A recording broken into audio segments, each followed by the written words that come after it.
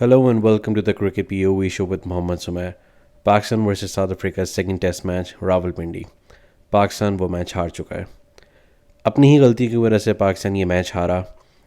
एक मौके के ऊपर जहां साउथ अफ्रीका की विकेट्स गिरी थी वहां पर ठक्का लगाया टोनी ज़ोरज़ी और स्टब्स ने।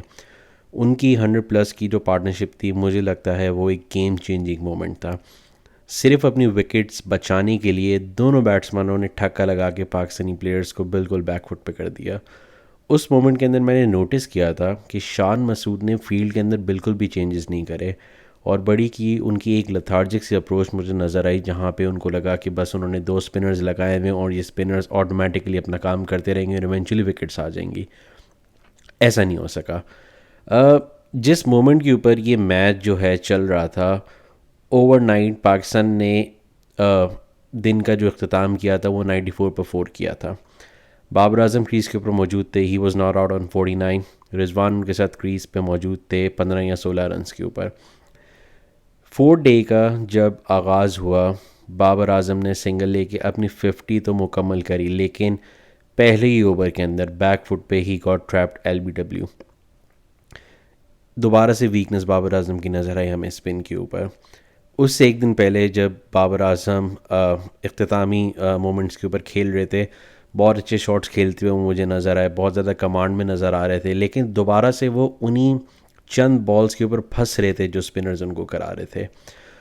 बाबर के मुकाबले मुझे रिजवान फिर भी बहुत फुल फ्लो में मुझे लगते हैं कि वो पिच के ऊपर खेलते हैं। इतने ज़्यादा फंस के वो नहीं खेलते जितना बाबर आजम फंस जाते हैं पिच के ऊपर। बहरहाल मैच के ऊपर वापस आते हैं। बाबर आजम जब आउट हुए वहाँ से मुझे शक हो गया था कि हम दोबारा से एक और कोलैप्स की तरफ जा रहे हैं, एंड अनफॉर्चुनेटली हम 130 समथिंग के ऊपर ऑल आउट हो गए। From 94 for 4 to 130 something all out. सिर्फ 30 या 40 रन के ऊपर हमारी सारी विकेट्स गिर गई और एक और कोलैप्स हम लोगों ने फेस किया टेस्ट मैच के अंदर। देखें, मैं अपनी पिछली वीडियोस के अंदर भी यही कहता आया हूँ कि जब आप इस तरह की गलती करेंगे कि 15-20 रन पे या 30-40 रन के ऊपर आप अपनी आखिरी की 5-6 विकेटें दे के दूसरी टीम को मौका देंगे मैच में वापस आने का, सामने वाला जो कैप्टन होगा ना, अगर वो बेन स्टोक्स जैसा कैप्टन होगा या तो पैट कमिंस जैसा कैप्टन होगा, वो आपको बचने ही नहीं देगा। हालांकि इस टेस्ट सीरीज़ के अंदर एडन मार्करम जो कि बवूमा की जगह कैप्टनसी कर रहे हैं साउथ अफ्रीकन टीम की, मुझे उनकी कैप्टनसी बहुत वीक लगी है। लेकिन मैच इस सिचुएशन के अंदर आ गया था कि सिर्फ 70 समथिंग का टारगेट पाकिस्तान ने दिया साउथ अफ्रीका को। अब 70 समथिंग का टारगेट अगर बॉलर्स को मिलेगा तो बॉलर्स क्या ही उस टारगेट को डिफेंड करेंगे। तो इस मैच का ओनर्स जो है वो तो मैं सिर्फ बैट्समैन के ऊपर डालूंगा। बाबर के आउट होने के बाद रिजवान जल्दी आउट हो गए, सलमान अली आगा जो हैं वो आउट हो गए। सलमान अली आगा जहाँ से आउट हुए उसके बाद हमारे जो टेल एंडर्स हैं, साजिद खान हो जाएं, नुमान अली हो जाएं, शाहीन अफरीदी हो जाएं, आसिफ अफरीदी हो जाएं, ये बहुत जल्दबाजी में नज़र आते हैं। ये अपनी विकेट्स को उस तरह से वैल्यू नहीं करते। देखें, चाहे आप टेल एंडर हैं, चाहे आप टॉप ऑर्डर के बैट्समैन नहीं भी हैं, लेकिन आपकी ज़िम्मेदारी बनती है विकेट के ऊपर खड़ा होना। आपको पता है कि आपने एक टारगेट सेट करके देना है और यही बॉलर्स हैं जिन्होंने डिफेंड करने के लिए भी आना है। तो आगे आने वाले मैचेस के अंदर टेल को बहुत ज़िम्मेदारी का मुजाहरा करना पड़ेगा। देन अगेन, ज़िम्मेदारी का मुजाहरा तो सबसे ज़्यादा टॉप ऑर्डर के बैट्समैन को करना पड़ेगा। इमाम मुल्क फ़र्स्ट टेस्ट मैच की फ़र्स्ट इनिंग्स में जो उन्होंने बारी ली, उसके बाद वो बहुत ज़्यादा फीके नज़र आए पूरे मैच में। अब्दुल्ला शफीक की प्रॉब्लम्स जो हैं वो कंटिन्यू कर रही हैं। बहुत ज़्यादा एस्थेटिक लगने के चक्कर के अंदर वो अपनी विकेट दे जाते हैं। शान मसूद का स्टार्ट एंड स्टॉप फॉर्म रहता है। मैं फिर भी परसेस करना चाहूँगा in the future with Shan Masood. मुझे नहीं लगता कि हमें अब्रप्टली शान मसूद को हटा के एक नया कैप्टन टेस्ट मैचेस के अंदर लेकर आना चाहिए। मैं कैप्टनसी चेंज करने के बिल्कुल भी हक में नहीं होता। जो कैप्टनसी का जितना भी ये डिलेमा चल रहा है, जो कि पिछले कुछ सालों से चल रहा है पाकिस्तान क्रिकेट के अंदर, इसके ऊपर मैं एक अलग से वीडियो बनाऊंगा और मैं डिस्कस करूंगा कि क्यों मुझे लगता है कि प्रॉब्लम का सोल्यूशन जो है वो कैप्टनसी चेंज नहीं है, वो सिस्टम का चेंज है। तो हमारे जो बैट्समैन हैं वो बार बार सेम मिस्टेक्स कर रहे हैं। हमारा कोलैप्स होता है, हम संभलते नहीं हैं। जो हमारी सेकंड इनिंग्स है टेस्ट मैच की, वो हम बहुत अरसे से बहुत बुरी खेलते हुए आ रहे हैं। तो अगर आप बार बार सामने वाली टीम को इस सिचुएशन में ऐसी सिचुएशन देंगे जहां वो वापस आके गेम आपके हाथ से ले जाए, देखिए अफसोस इस बात का है कि ये जीता हुआ मैच था। अगर पाकिस्तान अपने होम ग्राउंड के अंदर नहीं जीतेगा तो फिर पाकिस्तान कैसे बाहर जाके जीत सकता है। देखें, हेयर एंड देयर हमारे लड़के परफॉर्मेंस दिखा के कोई ना कोई मैच तो जीत ही जाएंगे, लेकिन आपने अपने होम ग्राउंड को ना अपना हंटिंग ग्राउंड बनाना, ये तो आपका खेला होना चाहिए। ये वो सिचुएशन होनी चाहिए कि आपके घर पर जब टीम्स खेलने के लिए आ रही हैं उनको आपसे खौफ खाना चाहिए, ये टीम्स को आपसे डरना चाहिए। Unfortunately last year Bangladesh Pakistan में मैच खेलने आई, 2 टेस्ट मैच की जो सीरीज़ थी, मैं वो मैच देख रहा था रावलपिंडी के स्टेडियम में। 2 दिन मैं वो मैच देखने के लिए गया। मुझे टीम बहुत टीम के अंदर मुझे कोई स्पिरिट उस टाइम पे नज़र नहीं आई थी। बहुत ढीले ढीले मुझे सारे लड़के लग रहे थे और इवेंचुअली वो 2-0 हम बांग्लादेश से वो सीरीज़ हार गए। वेस्ट इंडीज़ जब आई पाकिस्तान, एक मैच हमने वेस्ट इंडीज़ को हराया, दूसरा मैच हम हार गए। इंग्लैंड से हम अपना पहला मैच हारे, उसके बाद हमने स्पिन विकेट्स बना के, जो फिर हम स्पिनिंग फार्मूला जहाँ से हमने स्टार्ट किया था साजिद और नुमान को जब हम टीम में वापस लेकर आए थे, उसके बाद इंग्लैंड को हमने वो 2 मैचेस हराए। अब जो है हमारी सीरीज साउथ अफ्रीका से हुई है, ये वर्ल्ड टेस्ट चैम्पियनशिप का जो साइकिल इसका स्टार्ट था। क्या ही बेहतर होता कि अगर हम दोनों मैचों को 2-0 करके क्लीन स्वीप करते साउथ अफ्रीका को, और हमारे चांसेस बहुत बढ़ जाते फाइनल में जाने के। अनफॉर्चुनेटली यहाँ पे हमें एक झटका लगा है। अब इसको कैसे ओवरकम करना है, इसके लिए शान को बैठ के सोचना पड़ेगा कि वो टीम को किस तरह से चलाना चाहते हैं।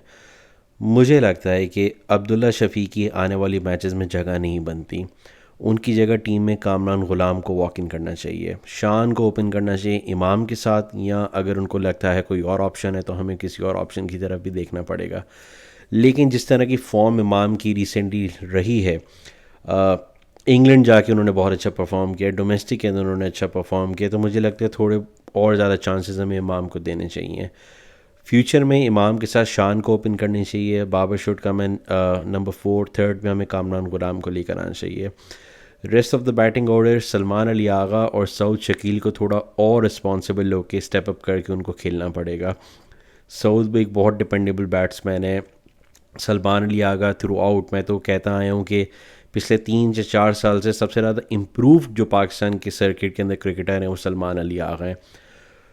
तो बॉलर्स की जहाँ तक बात है, आप स्पिनर्स के साथ प्लीज़ परसिस्ट करें। एक बुरी सीरीज़ या एक बुरे मैच के बाद प्लीज़ फॉर गॉड सेक आप अपने स्पिनर्स को चेंज मत कीजिएगा। नुमान अली, साजिद खान के साथ आप परसिस्ट करें, इनके साथ अब अबरार और आसिफ रफीदी किसी को भी रह सकते हैं। फैसल अकरम भी इनिशियली स्क्वाड में थे तो हम उनको भी लूप में रख सकते हैं। देखें, ये आपके स्पेशलाइज्ड बॉलर्स हैं, कोई बात नहीं अगर एक मैच गलत चला गया, यही आपको आने वाले मैचेस जिताएंगे। अच्छा, जब मैच ख़त्म हुआ ना, उसके बाद मैं कुछ फॉर्मर प्लेयर्स को सुन रहा था और मुझे उनके कमेंट्स पढ़ के बहुत ज़्यादा सुन के बहुत ज़्यादा हंसी आ रही थी। 1, 2 या 3 दिन पहले जियो के ऊपर एक हमारे फॉर्मर क्रिकेटर बैठते हैं, वो ये बोल रहे थे कि जब शान खेल रहे होते हैं तो शान का पूरा फोकस होता है वो शॉट्स की तरफ जाते हैं, तो शान को थोड़ा अपने डिफेंस की तरफ भी ध्यान देना चाहिए। उसी के 5 मिनट बाद उन्होंने एक और बात बोली कि मुझे नहीं लगता कि पाकिस्तान को 300 या 350 की तरफ देखना चाहिए, ये विकेट तो ऐसा है जहाँ पे पाकिस्तान को 550 600 की तरफ जाना चाहिए। तो भाई मेरा उनसे एक छोटा सा सवाल था कि आपने 5 मिनट पहले ये बोला था कि शान को अटैकिंग नहीं खेलना चाहिए, शान को डिफेंसिव खेलना चाहिए, तो क्या डिफेंसिव खेल के आप 600 रन बनाएंगे? एक और हमारे बहुत बड़े फॉर्मर क्रिकेटर हैं, बहुत बड़े फेमस, एक आजकल वो टीवी एनालिस्ट हैं, ARY के अंदर बैठ के वो कमेंट्स करते हैं, उनका एक अपना यूट्यूब चैनल भी है। एक और हमारे फॉर्मर क्रिकेटर हैं, उनके साथ मिलके वो उस चैनल पे अपने व्यूज़ देते हैं। उन्होंने बैश करा एज़ यूजुअल हमारे प्लेयर्स को, और एक बहुत फ़नी बात उन्होंने बोली, जो अभी रिसेंटली टीम अनाउंस हुई है फॉर वर्सेस साउथ अफ्रीका, जो T20 और ODI के मैचेस आ रहे हैं, उसके ऊपर मैं एक और अलग वीडियो बना के डिस्कस करूँगा कि कैसी टीम सेलेक्ट हुई है। उस्मान तारिक को जगह मिली है हमारे T20 के स्क्वाड में। ये जो हमारे फॉर्मर क्रिकेटर हैं, लास्ट ईयर एक टीवी शो पे जब उस्मान तारिक PSL के अंदर परफॉर्म कर रहे थे, मुझे अच्छी तरह से याद है कराची किंग्स का मैच था वर्सेस कोयटा ग्लैडिएटर्स, उस्मान तारिक कोयटा की तरफ से खेल रहे थे। उस्मान तारिक ने उस मैच के अंदर LBW आउट किया था, if I am not mistaken, Shoaib Malik को भी और जेम्स विंस को भी। उस मैच के बाद ये जो हमारे फॉर्मर क्रिकेटर हैं, उन्होंने टीवी पे बैठ के ब्लंटली बोला था कि ये मेरा मशवरा है पाकिस्तान टीम मैनेजमेंट को, उस्मान तारिक को अब ये साइड में बैठा दें। और उस टाइम पे 2024 का T20 वर्ल्ड कप आने वाला था, तो उन्होंने लाइव टेलीविज़न के ऊपर बैठ के बोला था कि प्लीज़ मेरी एडवाइस लें, उस्मान तारिक को आप अब PSL से साइड में बैठा दें, क्योंकि उसका एक्शन जो है वो थोड़ा यूनिक है, तो दूसरी टीम उसको रीड ना कर लें। आप उसको PSL से बैठा के अब डायरेक्ट T20 वर्ल्ड कप में खिलाएगा एज अ ट्रम्प कार्ड। आज मैंने उनको उनके यूट्यूब चैनल पे बैठ के देखा जहां वो उस्मान तारिक को बैश कर रहे थे। वो ये कह रहे थे कि इस स्पिनर को हमने टीम में सेलेक्ट कैसे कर लिया, क्योंकि इसका तो एक्शन ही सस्पेक्टेड होता है, तो अगर ये खेलेगा तो ये फंस जाएगा। मेरी सिर्फ इन लोगों से ये गुजारिश है कि प्लीज़ खुदा के वास्ते आप लोग सिर्फ एक बात के ऊपर प्लीज़ परसिस्ट करा करें, अपनी एक बात के ऊपर आप लोग कायम रहा करें। सेम उस्मान तारिक के बारे में ये लोग बोल रहे थे कि आप इसको as a trump card Pakistani team में सेलेक्ट करें ताकि ये वर्ल्ड कप में पाकिस्तान की तरफ से खेल सके। वही उस्मान तारिक जो पिछले 2 सालों से PSL में भी परफॉर्म कर रहा है फ्रॉम कोटा ग्लैडिएटर्स, वो कैरेबियन प्रीमियर लीग में अब जाके खेल चुका है, वो ILT20 में खेल चुका है, ऑल ओवर द वर्ल्ड वो 2 साल से पॉलिश हो चुका है लीग्स खेलने में। अब जब उसका स्किल इन्हांस हो गया है, यही साहब टीवी के ऊपर बैठ के बोल रहे हैं कि हमने उस्मान तारिक को सिलेक्ट क्यों किया। हमें उसको सेलेक्ट नहीं करना चाहिए था, क्योंकि उसका एक्शन तो सस्पेक्टेड और वो रिपोर्ट हो जाएगा। तो भाई आप कैसे ये क्लेम कर सकते हैं कि एक प्लेयर खेले बगैर ही, मतलब वो ग्राउंड में उतरेगा, वो बॉलिंग करेगा और वो रिपोर्ट हो जाएगा। अब इस डर से क्या हम पूरी ज़िंदगी उस्मान तारिक को कभी खिलाएंगे नहीं? तो फॉर गॉड सेक जब आप लोग टीवी के ऊपर बैठते हैं ना, थोड़ा सा ईमानदारी का मुजाहरा करके प्लीज़ अपने कमेंट जो आप लोग पास करते हैं ना इन प्लेयर्स के बारे में, एक ज़बान पे कायम रहा करें। मैंने हमारे बहुत सारे फॉर्मर क्रिकेटर्स को देखा है कि वो किसी भी हाल में खुश नहीं रहते। एक और फॉर्मर क्रिकेटर अज़हर महमूद, जो कि जिनको पैसे ना देने की वजह से और उनका कॉन्ट्रैक्ट सेव करने के लिए हमने उनको टेस्ट मैचेस के अंदर, टेस्ट क्रिकेट के अंदर अपना रेड बॉल का कोच बनाया हुआ है। इसी मैच के अंदर फर्स्ट इनिंग्स के दौरान उन्होंने ये बोला था कि 300 350 का स्कोर जो है वो बहुत अच्छा है। अब जब हम मैच हार चुके तो पोस्ट मैच प्रेस कॉन्फ्रेंस के अंदर आके उन्होंने एक बात बोली कि हमने 300 समथिंग का रन बनाया था फर्स्ट इनिंग्स में, अगर हमने 400 450 बनाया होता तो मैच का नतीजा कुछ डिफरेंट होता। 2 दिन पहले आपने बोला कि 300 बना के we are in a satisfied position, और जब आप अब मैच हार गए तो आप कह रहे हैं कि 300 की बजाय हमें 450 बनाने चाहिए थे। I don't know in farmer players का क्या विजन है, इनकी क्या क्रिकेटिंग सेंस है। मुझे तो लगता है कि हमारी जो क्रिकेट इस लेवल तक पहुंची है उसके अंदर 95% जो कसूर है वो इन फॉर्मर क्रिकेटर्स का है। बहरहाल एक और गोल्डन चांस जो है वो पाकिस्तान टीम ने मिस कर दिया।